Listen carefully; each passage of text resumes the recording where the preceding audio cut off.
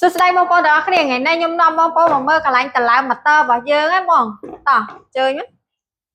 ចាកំពុងធ្វើគេអូពងមើលនេះយើងតឡើងម៉ូទ័រចាឥឡូវយើងតឡើងបានចាបានច្រើនដែរអូនអានេះគឺសម្រាប់ 100% ហើយនៅខាងនេះគឺបានខ្ទង់50%អូហើយចុះសម្រាប់ម៉ូទ័រនេះបើសិនជាគាត់យកទៅបូម24ម៉ោងនេះបានទេចាបាននិយាយអត់បានមិនសម្រាប់ម៉ូទ័រ12វ៉ុលរបស់យើងណាគឺពិសេសខ្លាំងមែនតើគឺប្រើបាន24ម៉ោងហើយប្រើមួយអាគុយតែមួយគ្រាប់ទេអត់ខ្លាចក្តៅអត់ខ្លាចអីទាំងអស់វ៉ាវលយប្រយដុំម៉ូទ័រនេះយើងយកមកពីខាងណាដែរចាសម្រាប់ដុំម៉ូទ័រគឺយើងនាំចូលមកពីប្រទេសជប៉ុនដែលជាផលិតផល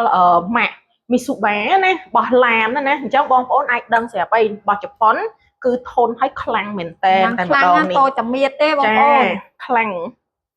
ហើយអ្វីដែលសំខាន់មួយទៀតសម្រាប់ម៉ូទ័រនេះហាគឺការតឡើងគឺជាស្នាដៃរបស់កូនខ្មែរយើងតែម្ដងវ៉ាវលយប្រយចាចឹងសម្រាប់ពុកម៉ែបងប្អូនដែលមានបំណងចង់ធ្វើការបញ្ជាទិញសម្រាប់ប្រភេទម៉ូទ័រកម្លាំង12វ៉ុលរបស់យើងនេះណាអាចទំនាក់ទំនងមកកាន់ Page Water Pro បានឬមួយក៏អញ្ជើញមកមើលផ្ទាល់ដល់ទីតាំងតែម្ដង